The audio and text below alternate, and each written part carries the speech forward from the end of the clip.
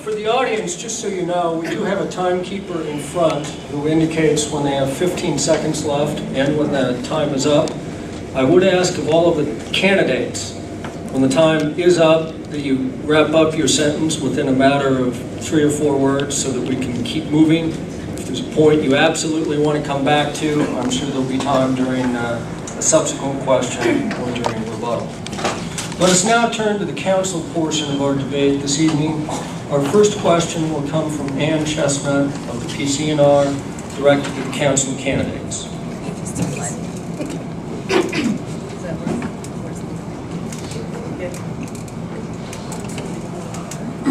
Can you hear me? Okay, great. Council members, Hurricane Irene and candidates. Hurricane Irene caused great damage to town roads, and repairing them will take big money. Should the town pave all of the dirt roads, some of the dirt roads, or none of the dirt roads? Explain your answer. Mr. Marco, could you go first? Absolutely. I do think it is necessary, and there are certain roads here in Philipstown that do need to be paved.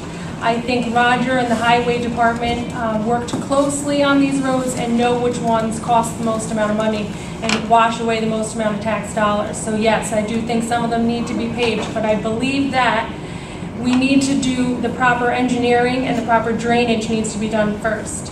Like I've said before, I know people love these dirt roads and they really love the rural feeling, so I don't think all of the dirt roads need to be paved, but in the areas where we have the most amount of runoff and where it's costing us the most amount of money. Thank you. Mr. Morandi, could you address that? Well, I think that what Supervisor Shea has done, he's started to form a committee to study this. I believe that I would wait and make comment or a decision on it until I saw the results in this. I do believe, being a contractor driving these roads for the past 30 years, there are roads that need to be attended to and probably paved. But I would like to see input from everyone. I think that we should wait for the results, and then I think we should act on the results. Thank you. Councilwoman Scucciamore? I spent a lot of time at Highway with Roger Cherico. I don't believe we need a roads committee. I think we need to go to the source, and that is Roger Cherico. As far as dirt roads go, I've lived on a dirt road for 40 years. I love the look of the dirt road, but there's parts of that dirt road where it's 15% grade that washes out continually. And that is an enormous burden on our taxpayer and our highway department. His budget is down to nothing. I also have a deep concern for our wetlands. They're not able to do their job. They're sucked up with item 4. And this is killing the vertebrae and the activity that's supposed to happen in a wetland. Oh, 15 seconds. So let me wrap it up. It's important to take into consideration the health and safety of our residents. Time's up. Thank you. Councilwoman McDonough? If I could answer that question, I'd be sitting up here with Roger right now. And these guys, I'm not the highway superintendent, nor am I an engineer. I do believe that Philipstown is unique. The dirt roads do give us our character. They improve our property values. This is an issue that the highway superintendent needs to work closely with the town board and the residents of this town. I have an art for building consensus. That's what I do. And I think this issue requires a lot of community input, just like everything else we've done. It may take a long time. I don't believe that paving all the dirt roads is the answer. Sorry. I do believe that there probably will be a dirt road or two that may need to be paved or possibly reconstructed. I'd like to see the cost analysis regarding these issues. And I'm looking forward to working with the Roads Committee on this. I don't claim to be the engineer. I claim that I can bring in the proper people to give us these answers. Thank you, Councilwoman.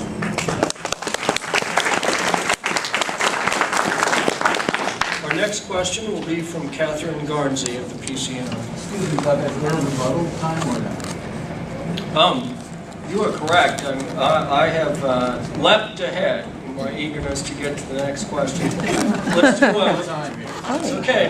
Relax. We'll do rebuttals in the same order, beginning with Mr. Moore. Thank you. I also don't think it's necessary to have another field study, a study done on the roads. I think we've done it before and it ends up on some shelf someplace. You have to go right to the source. You have to go to Roger. He knows where these problems are. He can tell us where the money is being wasted. We go to him, then we go to the engineering. They tell us how to go about solving it. But a road study is just going to prolong the process and we're going to keep wasting taxpayer dollars. Thank you, Mr. Moore. I think one of the striking differences is that I believe that you need community consensus. You need to have the input of all the people that are living on these roads and many of them paying very high taxes, and I think there should be input from them. I don't think Roger should be excluded from this. In fact, he's an integral part of finding out a solution to our roads. So I think working with Roger and having everyone's input in is well worth the time. And one thing I've learned is that if you wait a little bit longer, you have more success and more public confidence. So I disagree with my opponents.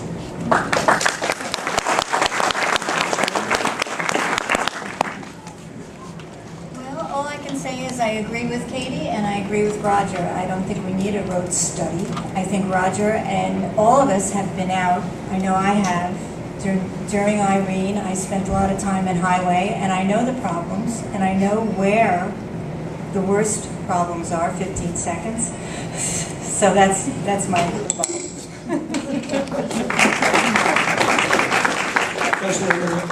You know, you've heard my issues about this, but one thing I've heard 3 times so far tonight, and I've read it in the material that's being distributed from our opponents, is I don't think we need these studies that go on a shelf. I take the comprehensive plan, the new zoning code, the master plan for the recreation department that I helped develop and am implementing right now very seriously. A lot of community input, a lot of volunteer time went into these plans that we have, and I use them to guide us for implementing policy for the future of our town. They shouldn't sit on the shelf, no, and they don't.